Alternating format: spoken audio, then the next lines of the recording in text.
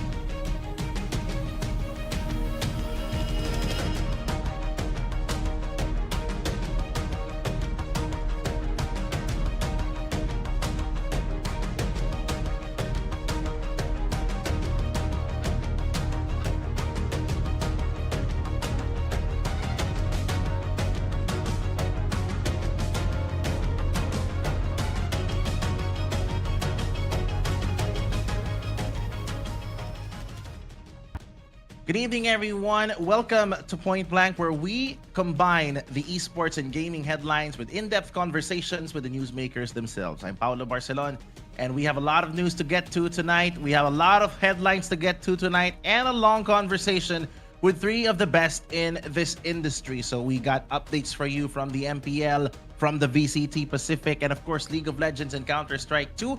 And we'll be having a live interview, of course, with three of the finest young casters here in the Philippines who have had significant international experience. We're going to be talking CS2 with Joshua Josuave Villamar.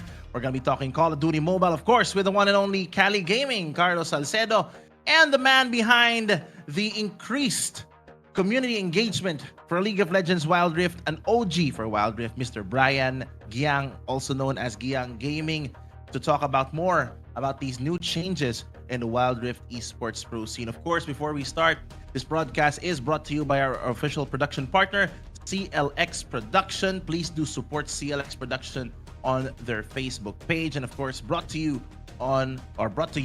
by Fragster.com, one of the leading esports and gaming websites in the planet. We are currently live on multiple platforms. We're live on the Facebook pages of CLX Production. Of course, my own personal Facebook page, that's Paolo Bravo 6 Barcelon. And we're live on the YouTube channel of Fragster EN. Before we get any more cozy in this hot weather, we have a lot of hot news coming your way. So let's get after it. On to the headlines. First off, we are going to be talking about the MPL Philippines, the strongest region in the world, as the Philippines is a step closer to determining which of its pro Mobile Legends Bang Bang teams will represent the Pearl of the Orient in the upcoming 2024 Mid-Season Cup in Saudi Arabia. This is after half of the 8 franchise teams in MPL Philippines were able to secure their playoff slots in Day 2 of Week 5 of MPL Philippines Season 13. First off, despite their loss against RSG the day prior, the Sonics, Onyx Philippines, booked their ticket to the playoffs by beating Smart Omega in a 2-0 match. Onyx and Smart Omega had taken the Sunday off before resetting for Week 6, while Blacklist International added 3 critical points to keep their playoff dreams alive after winning against Minana Evos 2-0. Also in the competition is AP Bren, which had defeated TNC Pro Team in a 2-0 sweep to qualify for the playoffs. AP Bren, of course, is the reigning, defending, and undisputed World and MPL Philippines champions, and they might have a run for their money, as they are also one of the top picks that are being looked at for the MPL. Now, as a result of Saturday's matches, and since both of the next teams have had 6-3 win-loss records as a result of the new gauntlet format that was introduced in Season 13, Echo and RSG Philippines have also secured their own playoff slots, which means in Filipino language terms, it is mekus-mekus. It is a mix for the 2 remaining playoff spots in contention between 4 different teams. It's going to be Minana Evos, Blacklist International, Smart Omega, and TNC Pro Team, with Minana and Blacklist statistically still able to find a way to go in for the win. So we are going to be looking at the next 2 weeks in MPL Philippines to determine which among the 8 franchise teams will complete the playoffs, as just like what we mentioned, Echo, RSG, Onyx Philippines, and Onyx Philippines and AP Bren rather have already qualified for the playoffs. Moving on to Malaysia now, league investigators found that an ex-MLBB pro player in the country was found guilty of match fixing in the ongoing MPL Malaysia Season 13. Now, in a statement posted on MPL Malaysia's official Facebook page, the league found Nick Dominus Muhyiddin guilty of 2 counts of engaging in match fixing and 2 counts of offering financial incentives to 2 Bounty Esports players by throwing a match. Now, citing a provision in the MPL Malaysia's handbook as the nation's longest-running esports league, and I quote, MPL Malaysia upholds the highest standards of professionalism and conduct. This includes taking a zero-tolerance approach towards match fixing per the league's rulebook. Dominus has therefore been suspended from all Moonton sanctioned events and tournaments for 1 year ending on April 18, 2025. The suspension covers the main MPL Malaysia, the MLBB Academy League, and any and all events endorsed by Moonton Games, which effectively benching him from pro play for a year. Now, Dominus has yet to issue his own statement regarding the matter, while Bounty Esports has been let off the hook. Now, according to that same statement from MPL Malaysia, they say Bounty Esports was not found to have committed any infractions. However, the team has committed to strengthening its operations and management in cooperation with the league. Now, this is very critically important.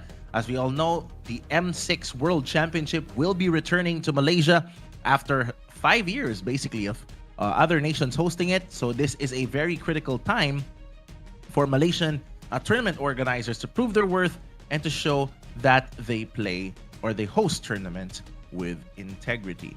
Now we move on to League of Legends, as the League of Legends champions Korea, or LCK Spring 2024, showed the power and dominance of the Korean region in League of Legends as the grand final reached 2.66 million peak viewers.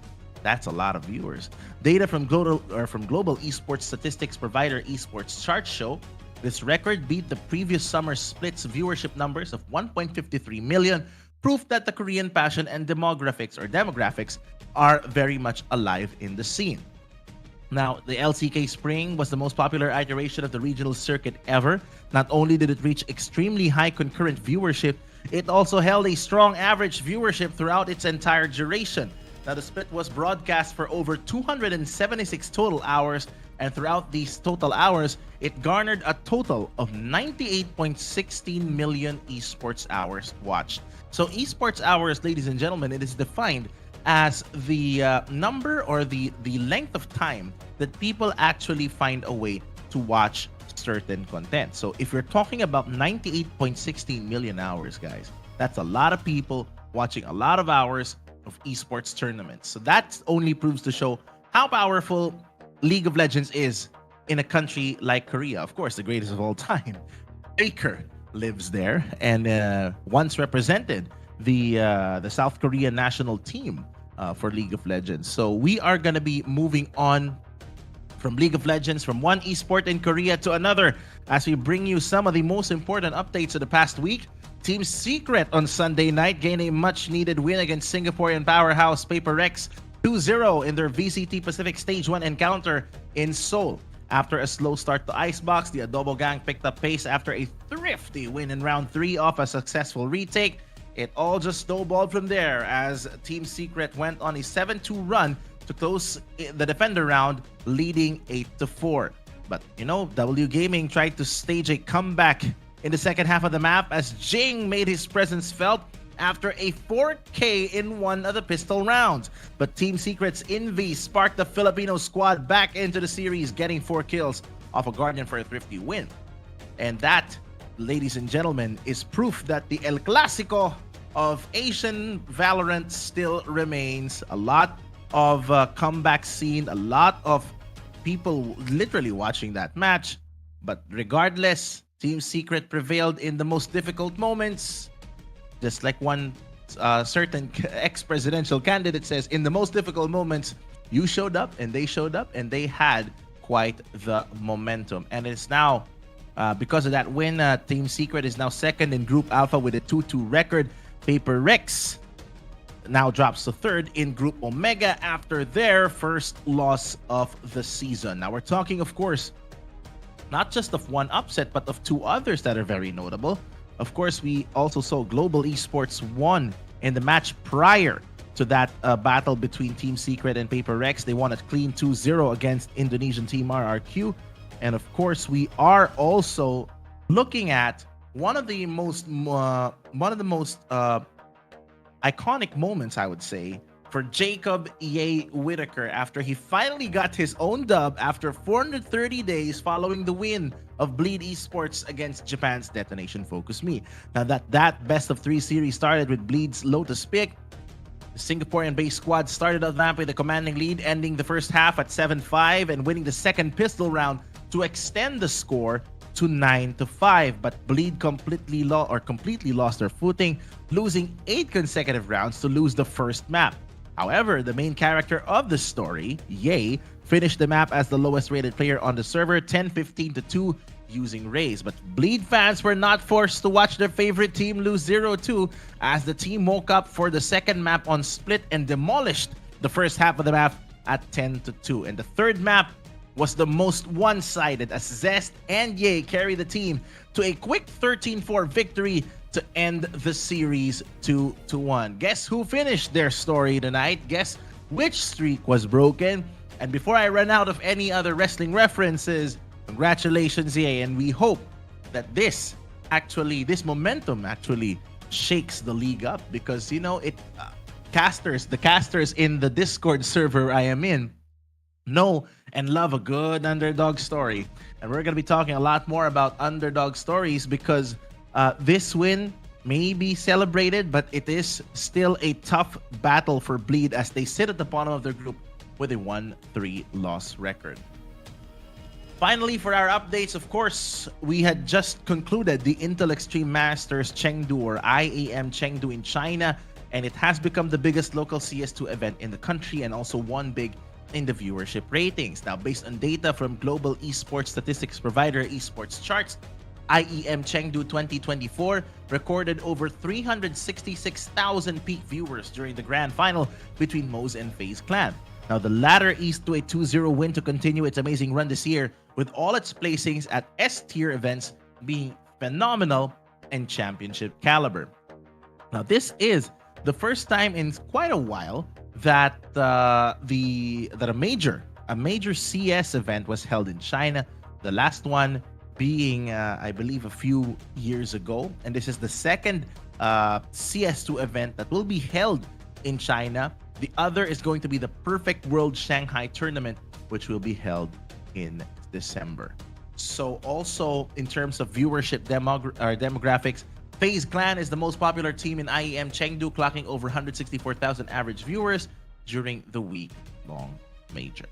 So that's it for your daily dose, or your bi-weekly dose of esports headlines. When we return, we're going to be talking some more esports changes after the break. I'm going to be bringing in Carlos Salcedo, to talk about a viral discussion on the changes that are hounding the Call of Duty mobile esports scene. We'll be right back after this very, very quick break. Stay with Pointblank.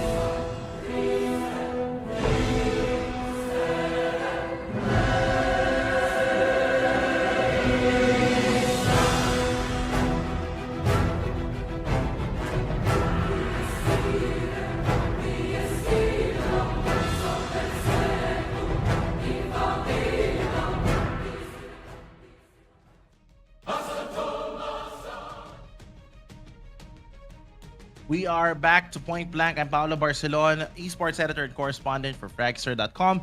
And just like I mentioned during the break, we'll be talking about some major developments in the Call of Duty mobile scene. And I'm gonna be bringing in Carlo Salcedo, who is one of the most seasoned veterans for Call of Duty mobile casting in the country and around the world. Cali, good evening. It's great to have you on the program.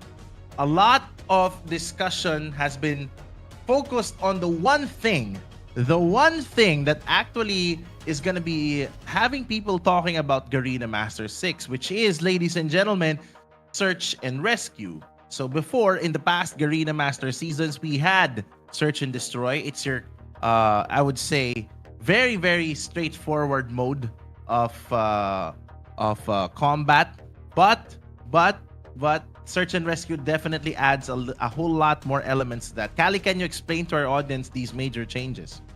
Well, basically for these changes that we made, right, we want to add more fun in GM6, and we want to attract more players' attention when we play that search and destroy, right? And yeah, we added the search and rescue mode this time around for GM6. So if you guys don't know what's different here, is that search and destroy from the past few majors that we've had for Garena Masters, once you are dropped, you're never going to get that respawn back. You're gonna have to wait for another round. But in search and rescue, players, once they drop, they can have their dog tags be taken by their teammates and get that resurrection initiated, and then they will be right back into the current round and help their teammates win that certain round that they're playing. And yeah, they can join that fight once again, and right after that, there's no more revives that will be happening. It will act like it's a normal search and destroy game mode once again. And that's mostly what we wanted to bring for Garena Master Season 6, right? The fun that we want to provide on the search and destroy, now known as the search and rescue game mode,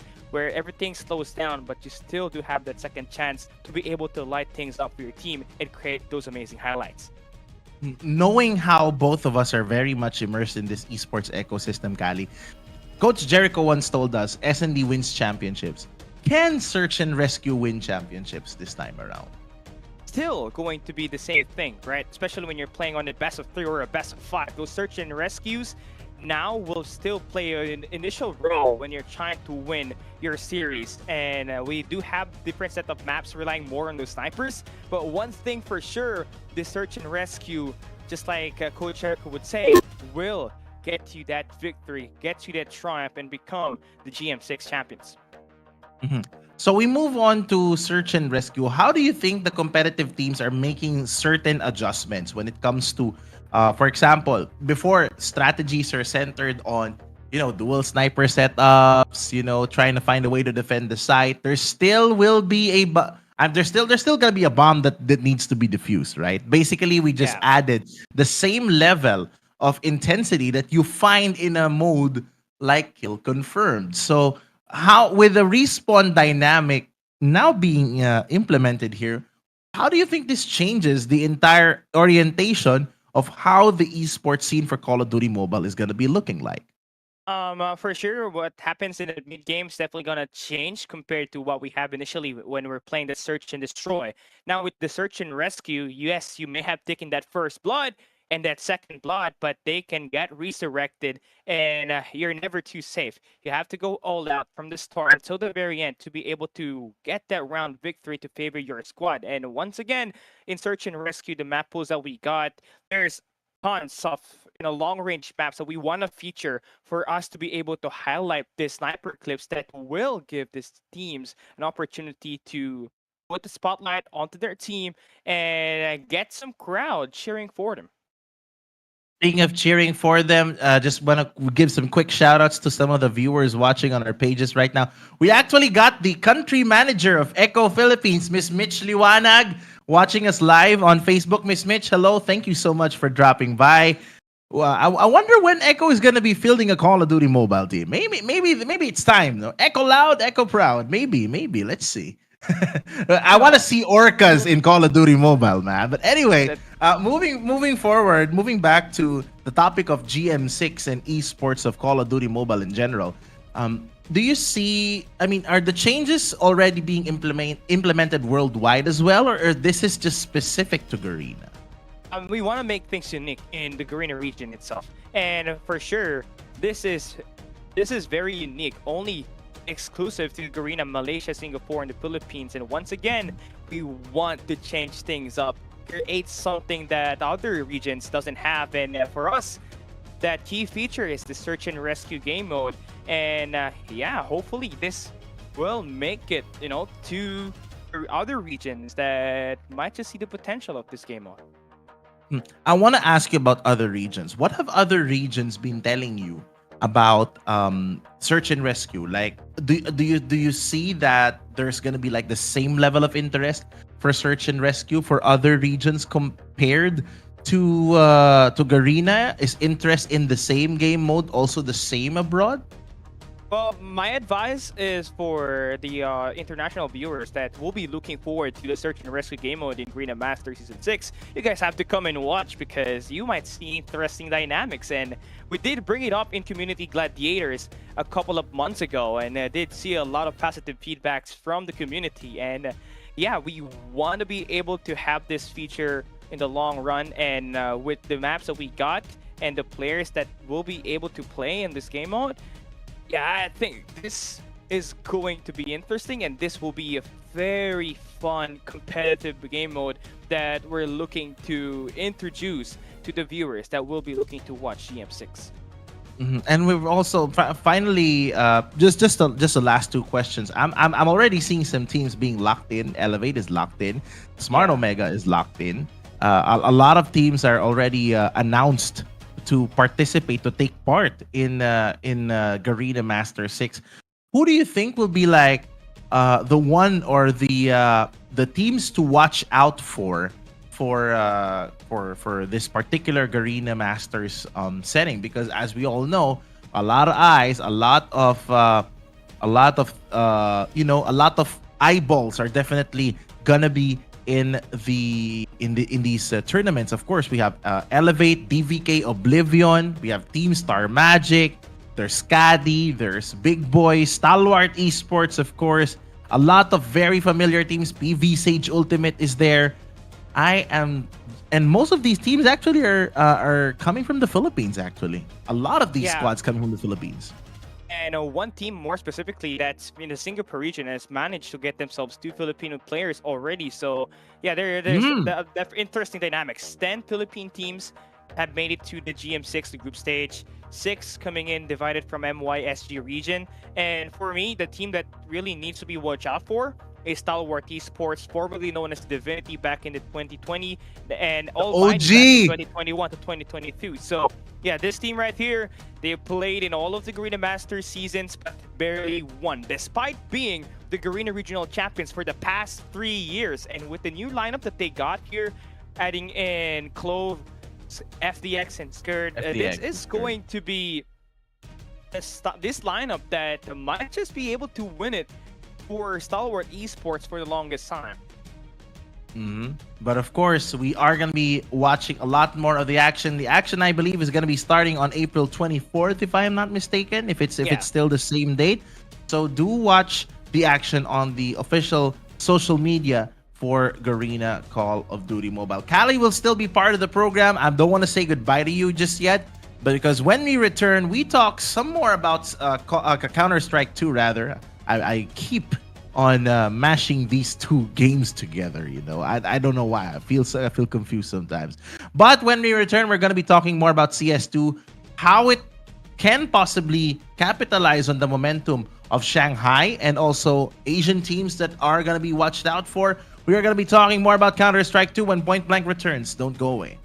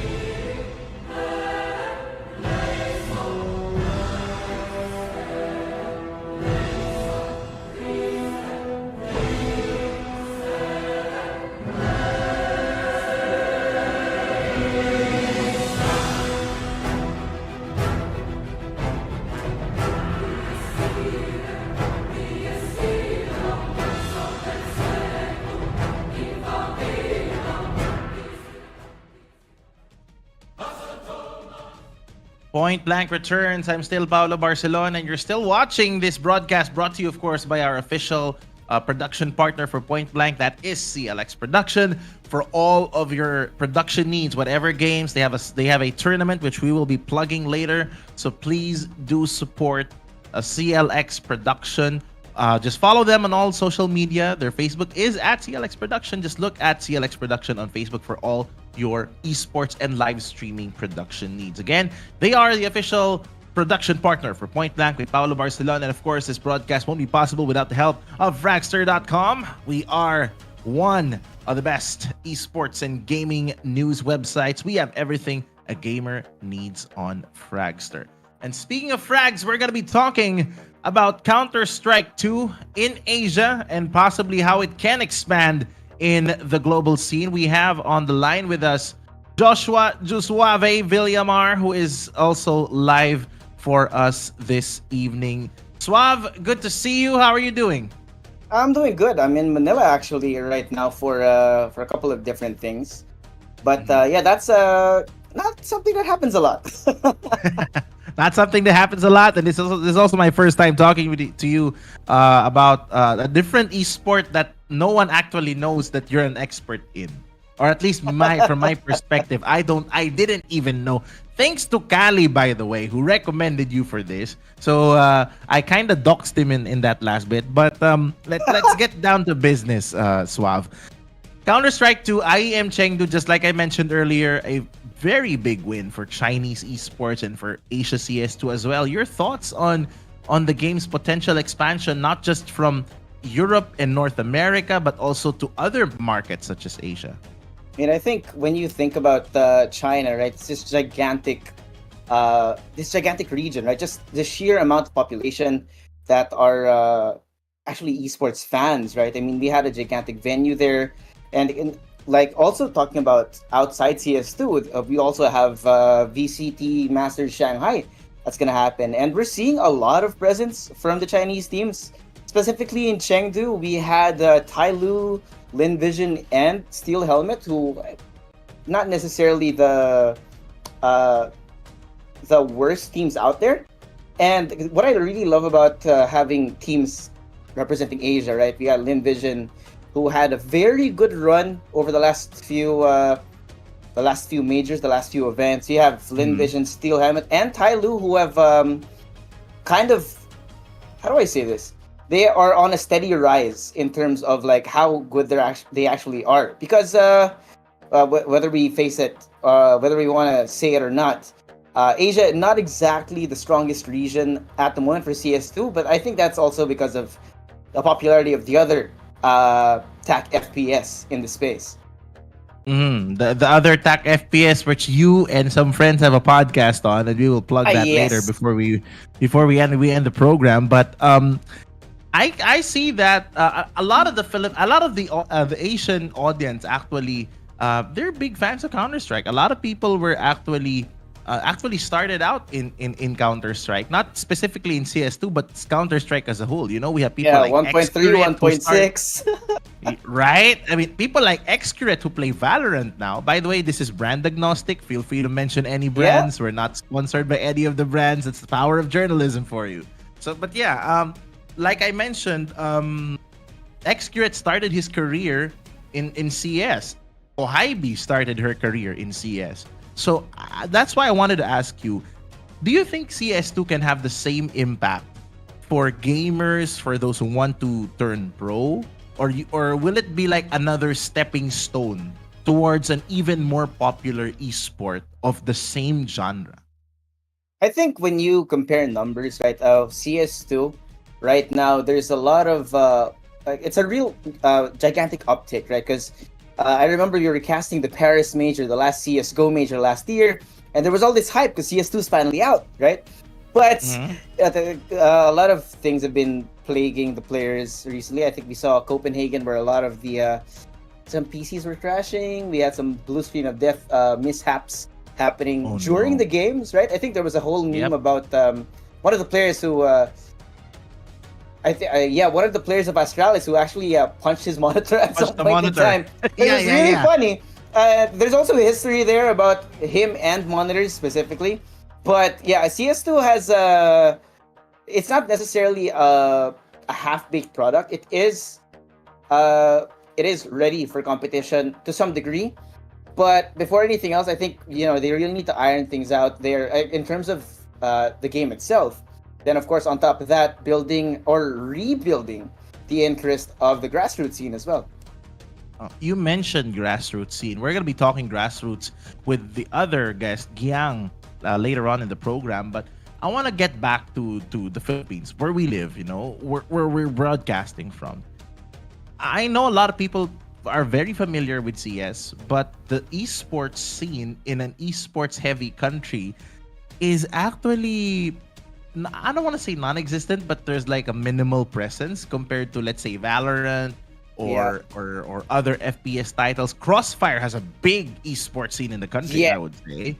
We have I crossed the Crossfire Stars 2023 finals alongside with our buddy Salvatore and Sneaky. So shout out to those two. So why do you think CS2 doesn't have that same level of hype that we see for other FPSs like Valorant or other other tact shooters rather in the Philippines? Do you think access to hardware is one of the key reasons? It could be like at some point, but I think there is just possibly not enough investment in the grassroots scene right now, which is why also it's not very prevalent, right? Because if there's no tournaments, why would I play?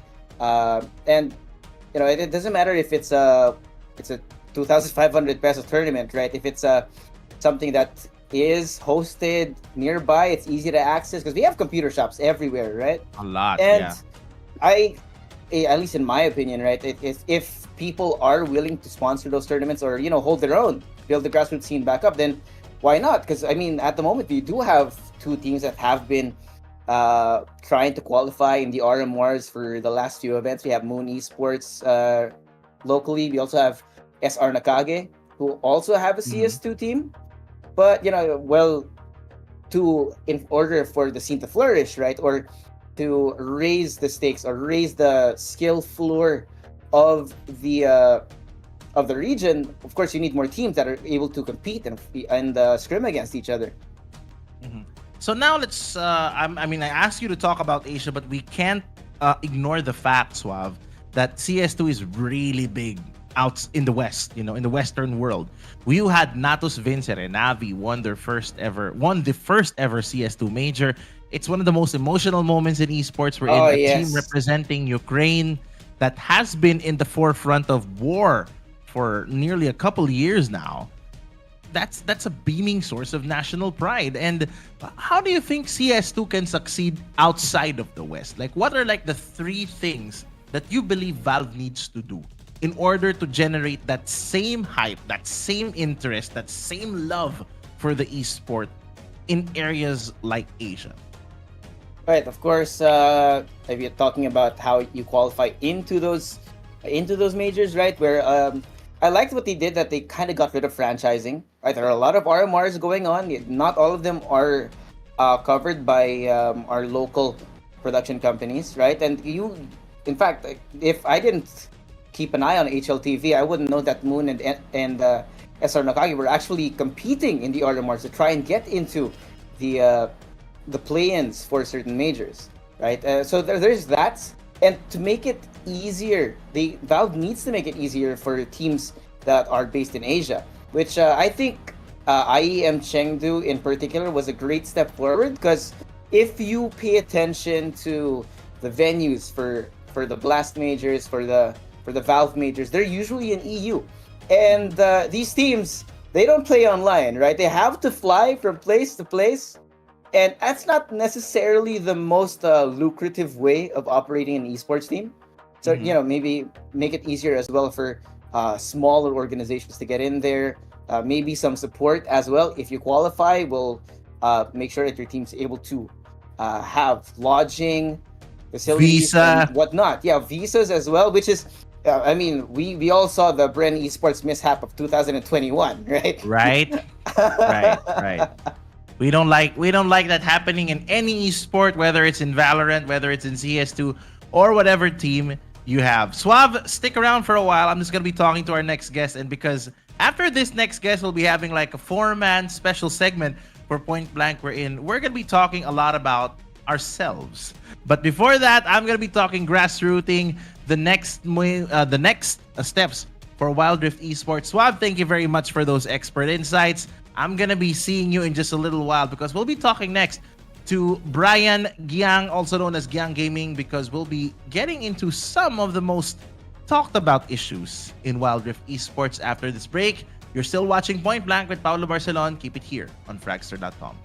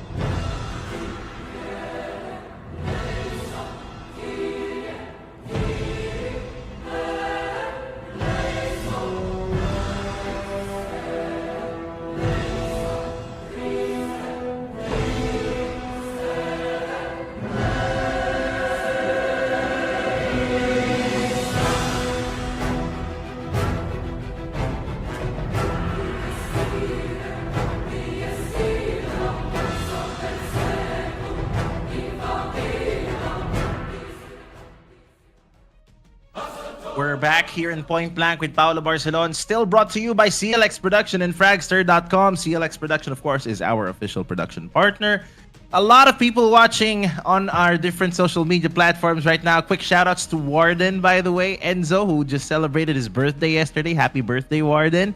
Also, we got Redman Gaming, who said evening news with the handshake emoji. Thank you very much for making our program your habit as well. One of the casters for Project 160. We also got Iana Place, Iana Vallejo watching out our broadcast. We have some friends from the Warzone mobile community. We got Pets, my teammates in SBU Bravo team, just finished some scrims. So yeah, we'll be having a lot of competitive action coming up. But speaking of competitive action, we're going to be going into one of the more viral segments from last week, or one of the more viral news items about esports last week, which was, and it came as a shocker to a lot of people, the dissolution of Wild Rift League Asia, because based on a statement from Riot Games, they will now be centering all of their sponsored esports operations into the Chinese market, leaving the APAC region open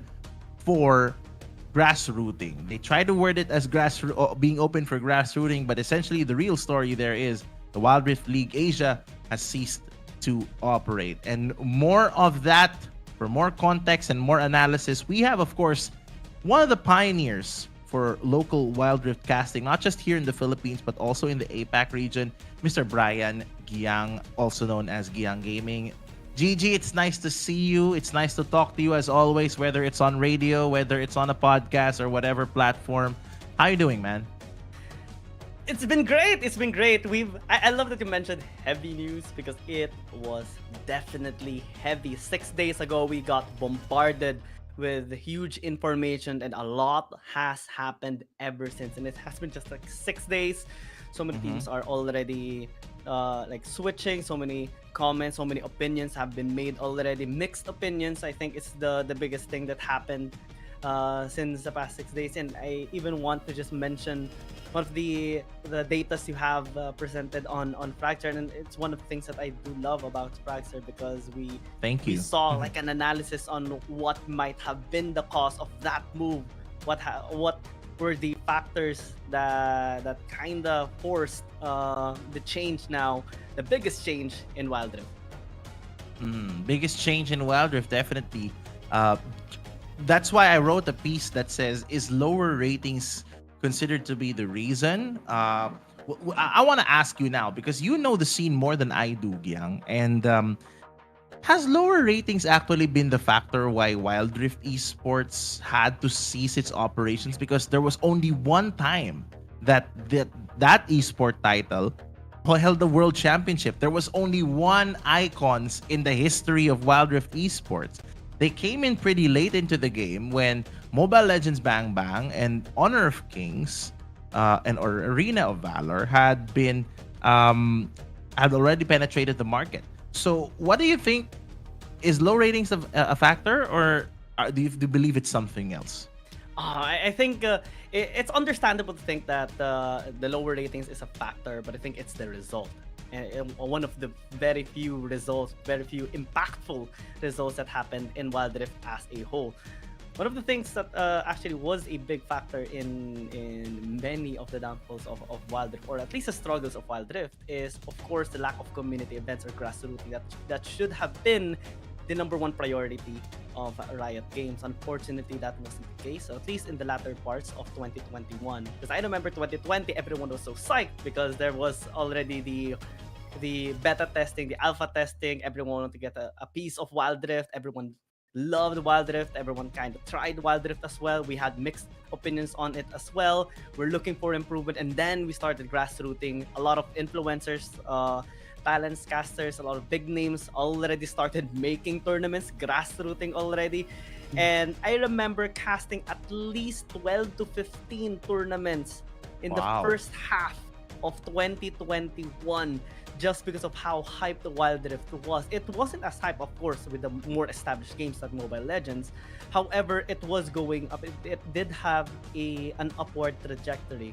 However, one of the biggest walls that it hit was, of course, I mean, it's really important to establish good competitiveness. Of course, international tournaments, local tournaments is really, really nice. But in order to make that actually happen and make it big, you have to make the grassrooting big as well. Because if you don't make a good foundation, like for construction, right? If you don't make a solid foundation, then the structure won't really be stable. It will eventually collapse. And that's basically what happened on Wild Rift. So let's go back to that aspect. I mean, aside from the lower viewership, we had a lot of teams that actually showed potential. Of course, there's a G2 Blacklist team there. There's Enigma Galaxy. There used to be an Enigma Galaxy team there. Naos used to field the Wild Rift squad. Even RRQ invested in the Wild Rift esports ecosystem. What do you think? Part of the news that was broken to us was the teams will be like they're renegotiating the future for the players, and it's kind of sad because we're looking at a lot of players that will be out of a job. So where do you think the future holds for Wild Rift? I mean, there is a good grassroots pool, and you are part of that resurgence of grassroots Wild Rift. Thanks to you and your team for doing that. But I want to ask for like the pro players. Like, where do you think these pro players are gonna be heading?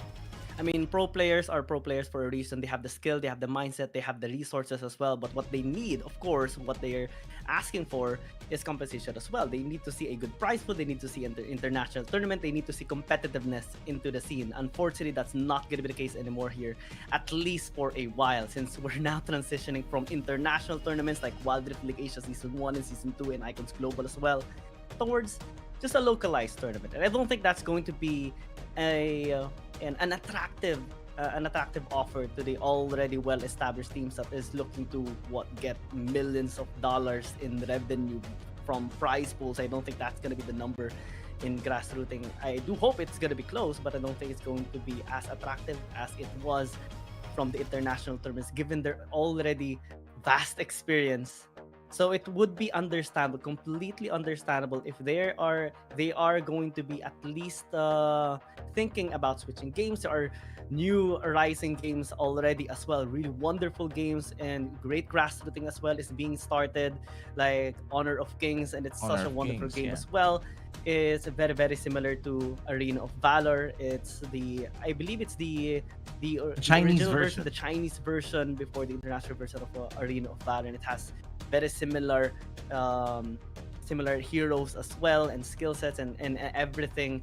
And what's good there for the pro players is that since it's new and there's also great big tournaments coming up, they want to be part of it because, of course, they already have the skill. They can easily adapt into various games, and they will be able to be there as pioneers as well. That's a little sad on Wild Rift because, Wild Rift League Asia, we sent out 3 teams in Wild Rift League Asia. In Season 1, we had Enigma Galaxy, we had Fennel, we had Naos Esports, which is second place in that season number 1, with Enigma Galaxy struggling a bit against Keep Best Gaming, but they had a very fantastic reverse sweep comeback against one of the strongest teams in the CN Conference, which is J-Team.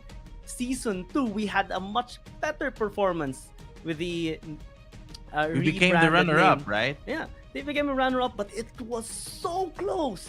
They could have won. So everyone was excited for Season 3. And we also would have been having 4 PH teams. Because in Wild Rift Challengers, we had a new team coming up. Unfortunately, it's not gonna happen anymore since we don't have WRL Asia anymore. No sponsor esports won't be able to join, and they really grinded their part in the 4-month tournament plus the finals as well. 26 PH teams total joined in the qualifying part for the new season. However, yeah. So many But things then, happened. before we talk about Guild Wars, I know you have a lot of thoughts on this.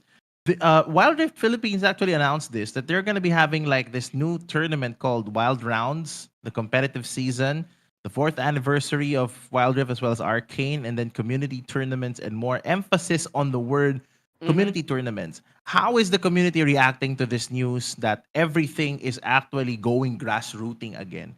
So in the way we say it in our language in the Philippines, mula sa baba. It's Yeah. from the lowest level of competition. So how did the entire Wild Rift Philippines community react to this thing? We're going back to the grassroots.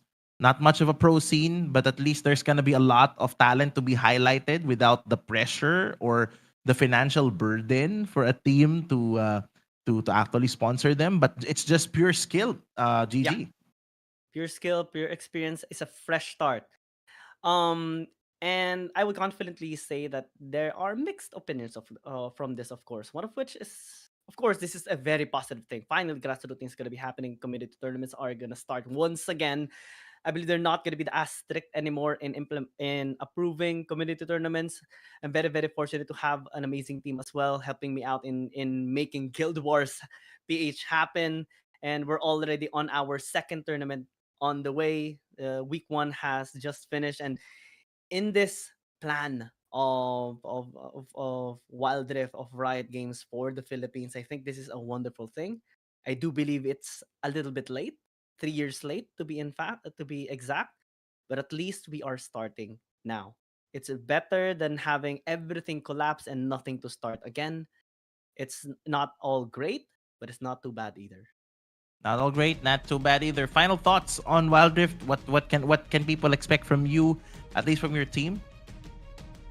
Well, we're heading down to a dark path, but it's going to be filled with struggles for sure. It's a fresh start that we're going through. A lot of negative thoughts are boiling up on everyone that is loving this game.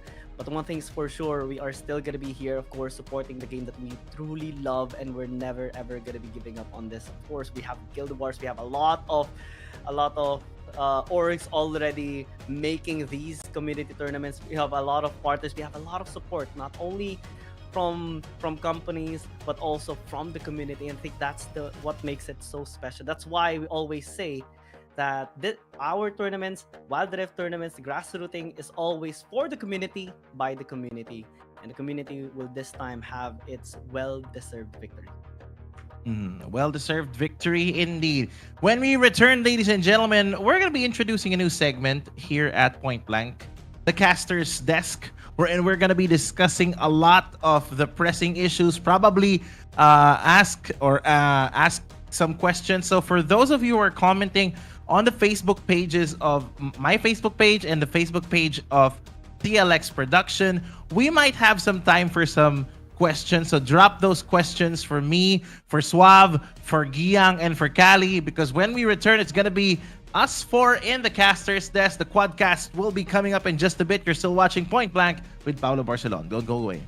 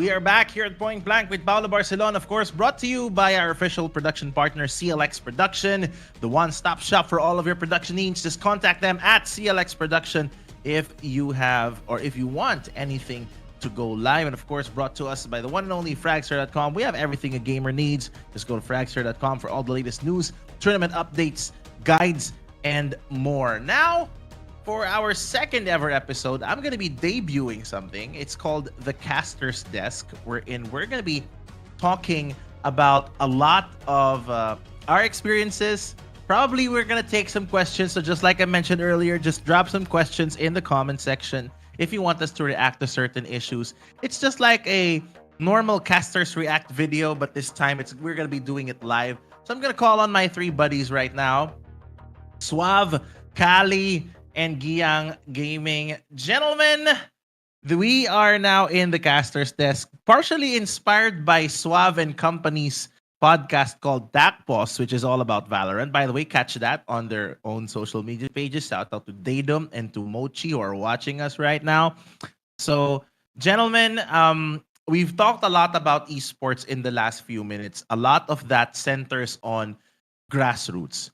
Kali, we've done grassroots for Call of Duty Mobile. Suave, you've done grassroots for a lot of tac shooters. Yang, you're an expert for grassroots in Wild Rift. So how do you think, how important is the grassroots scene in any esport? So I'm going to start with you, Kali, transition to Suave, and then Yang, you next. Well, for me, honestly, I was able to do grassroots tournaments for more than 2 years for Call of Duty Mobile. And I must say there is a quite huge significance of having a grassroots tournament for a specific game title, right? Specifically for mobile games, you need to have a lot of these tournaments to be able to spread the reach of the game itself, not just from the majors, and provide an opportunity for grassroots teams to be able to get so much of this experience. So by the time that there's a majors ready, they got that experience to back them up and absolutely, go up against the top tier teams. And I feel like for me, I was able to witness one of the most amazing stories by far in the Call of Duty Mobile scene, and that's with Elevate, before was known as WPM Low Kings. 30 of those championship titles that they were able to get at the community scene, I casted 90% of them. And to think that by the time that there was a majors ready coming up the following year, they were part of the top 3 most of the time. So yes, this is definitely important, right? The grassroots, you need to have it on your ecosystem, because that's where you are able to build the talent that will supply those top tier teams. Mm-hmm. Suave? Yeah, I think building on top of what Kali just said, it's very true. I was witness to Valorant back in 2021 when it first came out, and there was a load of of grassroots tournaments. We had some run by local esports orgs, some by local computer shops, and a lot of those players that have been very familiar in the grassroots scene. We had the former Southfield Esports, the likes of Wits, the likes of Papi Chulo, the likes of Ja, who are now, right? They're in Naos, they're in Oasis. It also, with the grassroots scene, sometimes it's also used as a vehicle to generate interest in the esport itself. So you get viewership, you get fans, right? You got people like G and Sanity, who are not necessarily the best, but they do get a lot of eyes on the esport as well. And those eyes on the esport, the interest generated by it also brings players who have come from similar game titles, who are willing to try something new out. I mean, we've seen some Valorant pros go back to CS2 because of that kind of landscape. And talent development is really important. We talked about how the Philippines possibly becomes another a CS2 hotspot, and that has to come from grassroots again, because if there's only one team in the region, then your scrim quality is gonna go down a lot, right? You need to be able to, scrim against other teams. As yes, you are in competition with each other, but you're trying to work together to make each other better, and the scene itself, right? Because it can't always be Oasis in Naos. And say for example, I'm really loving what I'm seeing in Valorant right now. Zol Esports dethroning the kings of VCL Philippines, and Yeah. those kinds of stories are what really build the kind of fan base storylines too, which I know all of us are suckers for storylines, man. We all are. We all are. That's what makes our job a whole lot easier, man. Because when you talk about a storyline that actually start from the bottom, now we hear just like the song. It actually gives a lot of depth, a lot of emotion, especially when we do our broadcast. And speaking of emotion, I'm gonna be talking now to Gyang, who is very passionate about his own grassroots scene, as we were just talking over in the last few minutes. Gyang, briefly, very briefly, because we only have like around 15 or 20 minutes for this particular segment. How do you think, how important is it for grassroots, you know, especially in MOBA, because you've been exposed to a lot of MOBAs, man? I think there are two things that grassrooting definitely needs, or at least it's going to be so beneficial for grassrooting when they have two of these things. One is support, of course. That comes with financial, that comes with marketing, that comes with providing platforms for teams, players, communities, orgs, and stuff. But number two, I think, is going to be so important as well, and that is freedom. And I believe that's one of the things that Wildlife actually did struggle before. In 2021, we did have the bit of a change in the rules and regulations of Wildlife, that you need to have your tournaments approved. And a lot of organizers did have some problems with that as well. That's why there was a dramatic decrease in the tournaments organized ever since that was implemented. Just going back to the support, I'm not just talking about the Wild Rift or Riot supporting the tournament or supporting the game or the grassroots itself. I think it has to come from the community itself as well. Not only from the game community, but also from the surrounding games, the other games. Because in one of the podcasts that we did have, Paolo, we did mention a bit of a struggle in some of the games having rivals and such. But we sometimes fail to consider that we are all just Filipino esports players, talents as well. And what's the best thing to actually do when there is a new game, even if it's a rival game, is to support that game as well. Because if you build each other up, there's going to be a healthy ecosystem for each other to compete on.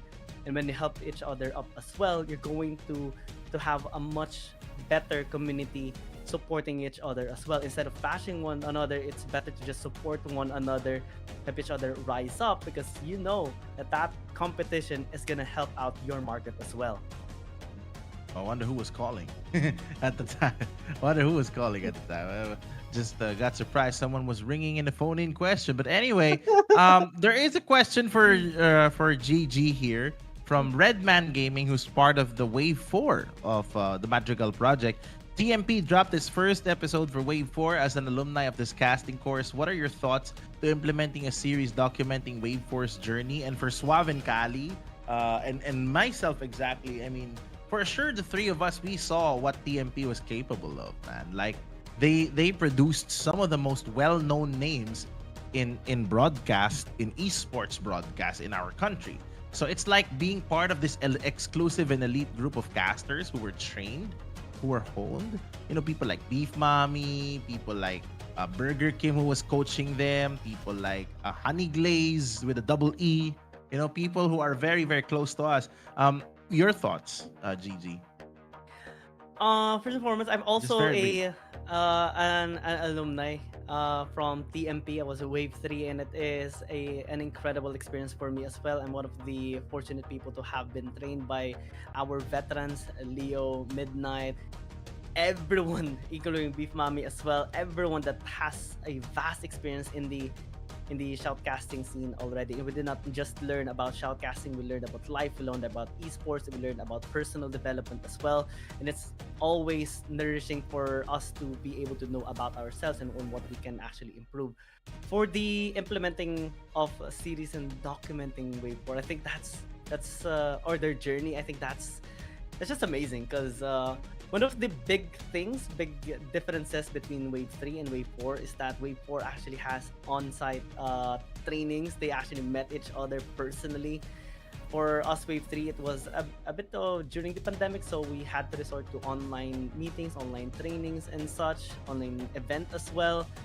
And it's always an amazing experience as well to have your journey documented. I personally keep track of my own as well. I still have my first casting photo, my first event. I keep track of the tournaments I shoutcasted, events I organized. And this is such a blessing to have if you're someone that is starting to train as a shoutcaster, to have your journey be documented and have your story told to everyone. I think it's an amazing experience as a whole.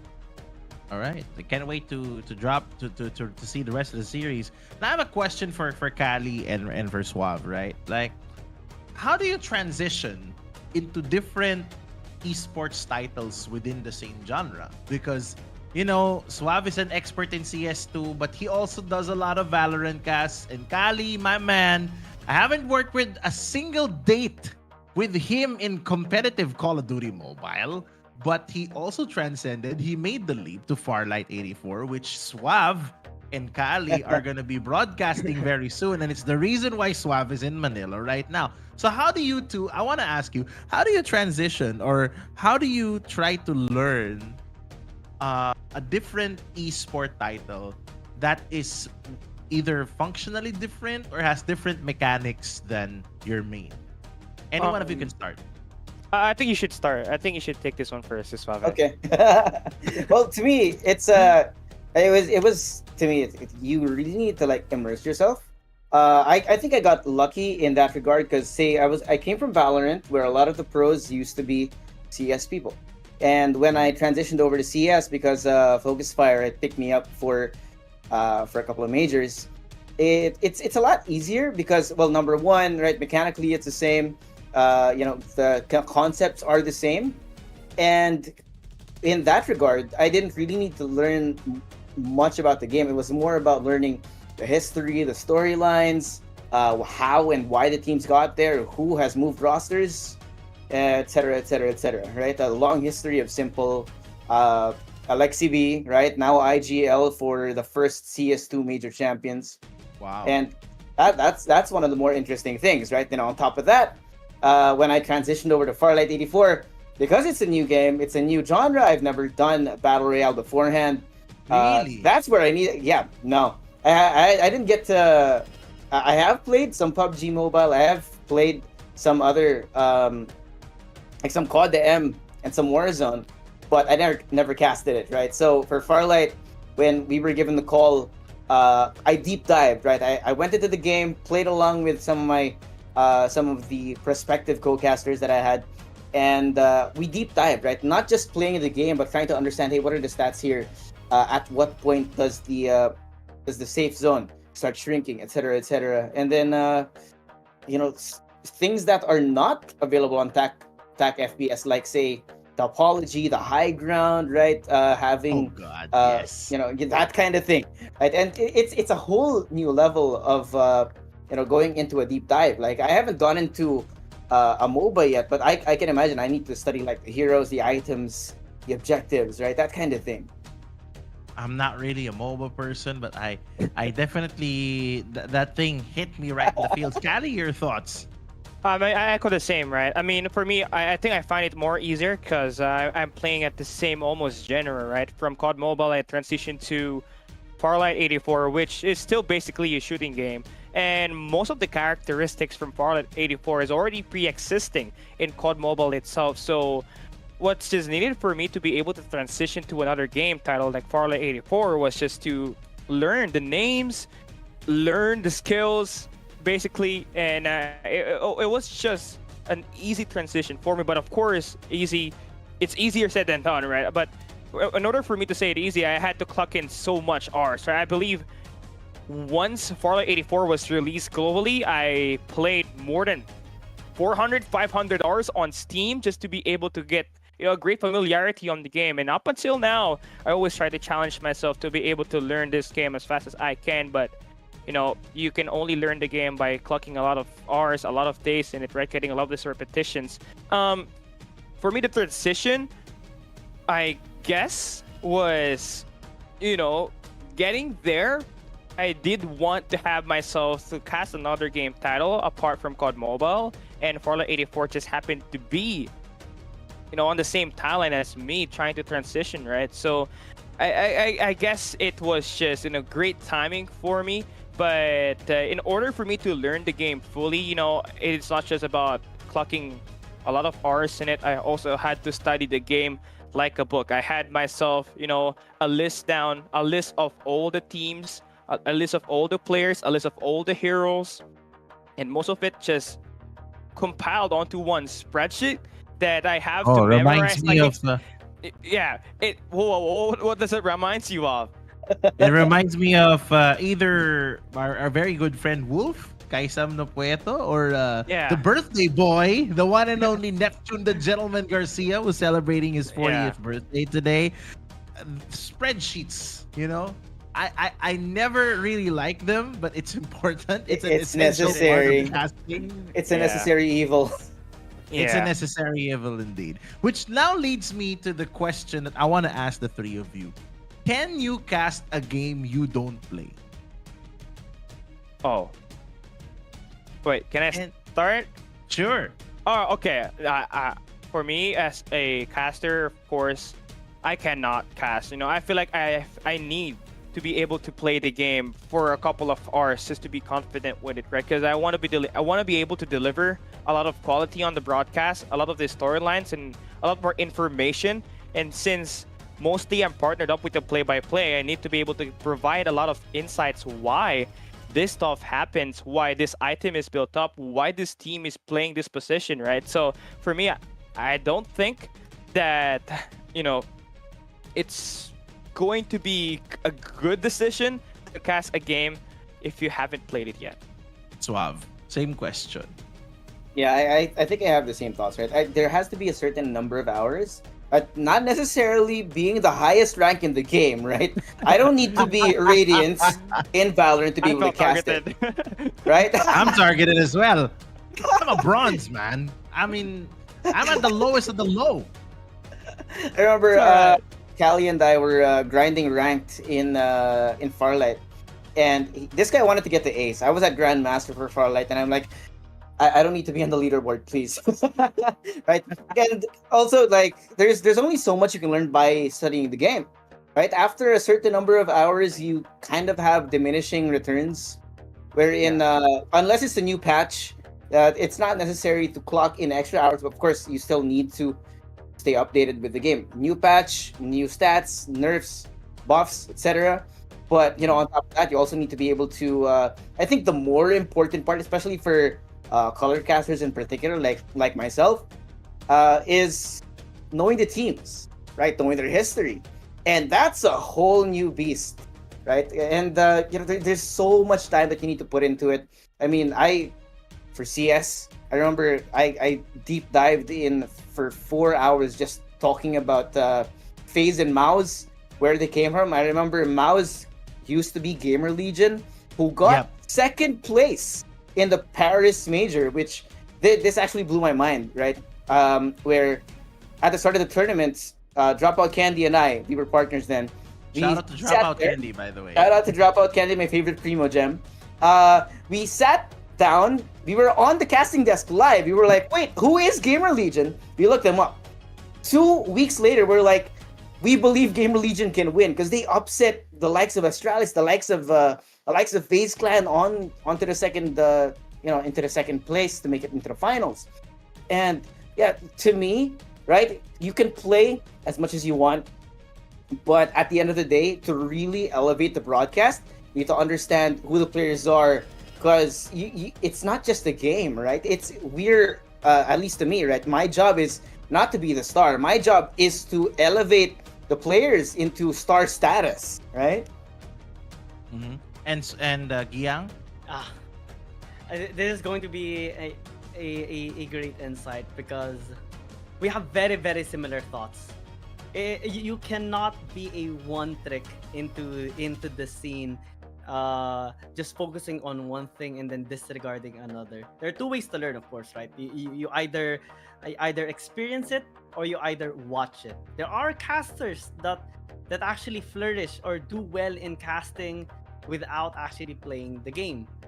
But in order to be as passionate, in order to be as good as the others, in order to be as competitive, you have to take into consideration every single minor detail. That includes playing the game, that includes watching games, watching tournaments, watching casuals, watching streams of players, that includes being updated on patches, trying it out on your games as well, having your own insight, getting other people's insight, getting other talents' insight, even players as well, coaches, analysts, everything has to be taken into consideration to be able to cast well. But that is to cast well.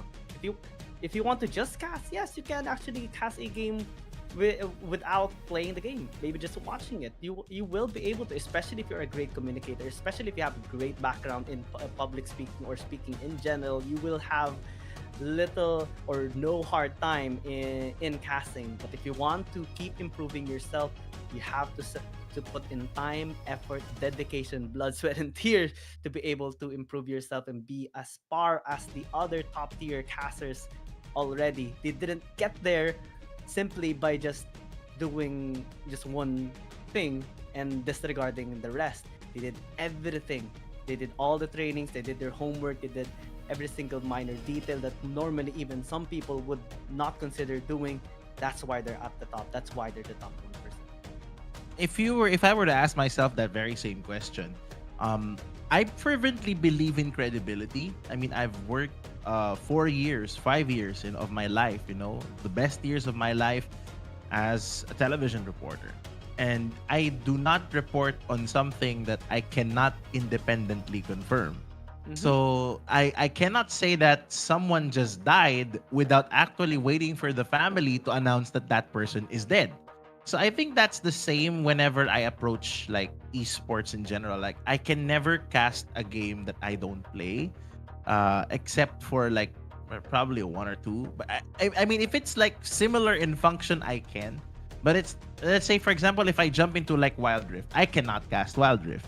Or if I jump into Valorant, because I'm a Battle Royale caster, I cannot cast Valorant yet. Maybe in the future I would want to. I would want to experience also what the VCT fam is experiencing, what the TACPOS guys are experiencing. So, but I really just couldn't see myself as a caster to just make it up, because the audience will know. Esports audiences are one of the smartest in the world. They know how to pinpoint mistakes. They're very critical at a certain, if you just mix up a team name or if you just mix up a player's name, they'll automatically bash you, right? Yeah. And that actually you get canceled for that. But maybe just a very quick final question before we wrap up this entire thing, and I don't want to hold you guys for too long as well. What is the one dream, and this is no explanation whatsoever. What's your one dream international tournament that you want to go on site as a talent? I'll start. I would want to be able to cast for the Esports World Cup. Maybe not this year, but maybe in the succeeding years. Cali. I want to be able to cast the CODM World Championship. It's been it's been a dream of mine ever since the start of me casting. So hopefully sometime in the future it happens. Suave. I am a huge VCT nerd, but I'd say like I'd love to be on a champions desk. Conversely, I'd love to be in CS2 because those two esports, right? I can't pick and choose. Like I enjoy both. I am a CS2 and Valorant enjoyer. I don't care if it's if that's a hot take, right? Because I love both esports, and man, when you are on site, it's different. I got a little bit of a taste of it back in 2023. Now it's Dominator, which is a tiny tier 3 LAN for Valorant, and just imagine that on a global scale, being across the desk or on the same stage as some of the people that you've been looking up to, right? I mean, big shout outs to Asarai and Mika Fabs, right, who have made it over to the VCT goats. Pacific. Oh my, that is a dream. Yang? League of Legends is what made me want to watch tournaments, international events, and also games in general. And these three people got me into loving shoutcasting. Papa Smithy, LS, and of course Captain Flowers. So you know what I'm talking about. I'm talking about Worlds. I think every single caster that wanted to shoutcast because of League of Legends wants to be on Worlds one day, and I'm one of those as well. But I want to add in Wild Rift, of course. When we get into Worlds competition again, I want to be there to represent the Philippines, of course, with investing so much for the grassrooting here. Hopefully, we get international again. Well, and I hope to work an international date with the three of you guys. Before I let you go, your socials, please. Like what shows you have, what casts you have, Kali. Make sure you follow me at my Facebook at GG Cali Gaming, and also on my TikTok page, which is going to be Fake Cali. Just Fake Cali. No more What? No more extra vowels, right? But yeah, Fake also Cali? Are you sure? Yeah. Yo, I want. It's my alter ego. I need a Maxween. But yeah, apart from that, right? Yeah, do make sure to support me and Just Suave in our upcoming 484 Philippine Championship LAN event that will be held in Makati. So see you guys there. Suave. Yeah, like you said, the FPC finals are happening this weekend, Saturday, Sunday at Green Sun Makati, and it's free entrance. So if you guys want to go, bring your friends. You guys are gonna love what we have in store this season. Of course, I have TAC Pause every Friday at 9 p.m. That's live on Facebook and YouTube. We do have pages now, yes. So there's a dedicated TAC Pause Facebook and YouTube page as well, and you can follow me on all socials: Facebook, TikTok, Twitter, Instagram. Just Suave casts all throughout, all the same, making sure that everything's simple. Yang, you might want to plug your tournament now. For social media, you can follow me on all social media at Giyang Gaming. That's Giyang space gaming, or without a space. You can just check it out. But I do hope that you check out Guild Wars PH. It is a grassroots community building tournament that I have been blessed to make happen alongside with such an amazing team as well. They're watching actually right now as well, so thank you so much everyone for supporting this as well. And of course, whether you're playing Wild Rift or not, please support the community grassrooting of Wild Rift as well. It is going to be very helpful for the scene. And of course, gentlemen, I hope this isn't the last time we're gonna do the Caster's Desk. I hope to get you guys more. We're gonna have more conversations. Maybe in the next month, I can invite you three again, because I want you three to be regularly featured on this podcast as well. So I want to bring as much diverse voices in esports. And you three have heeded the call, and I love this. So maybe a special edition with just the four of us could do. So just so we can talk about a lot of the world championships that are going on, or probably before the Esports World Cup, because there's gonna be League of Legends in Esports World Cup. Yeah. There's gonna be CS2 in the Esports World Cup. I don't know if there's gonna be a Firelight, but there's gonna be a whole lot of other esports. Maybe we could do a pre-Esports World Cup, like a primer type of show before July, like a special edition where we just talk about our favorite esports, our favorite teams, and just make predictions, just like what they do on TAC Boss, right? So again, just follow everyone. Firelight Philippines Championship this weekend. Guild Wars PH coming at you right soon. And of course, don't forget TAC Boss every Friday at 9 o'clock, where they talk all about Valorant. And I've seen a lot of predictions there, by the way, that gone either right or wrong. I'm not gonna be a spoiler. Some of them, 0% prediction rate for the week, by the way. Oh, and by the way, don't forget also to follow Kali on his new social media platform, Only Cals. No, I'm just kidding. Pause. Pause. Double pause. Carlo, Kali, Salcedo, Joshua, Josuave Villamar, and Brian Giyang, also known as Giyang Gaming. Gentlemen, thank you so much for joining me. And that has been Point Blank with Paolo Barcelon, where we talk about all the latest in esports and gaming, and we also talk about the ups and downs of the industry as well. For CLX Production, for Fragster, and all of us here at Point Blank, stay safe, stay healthy. Good night.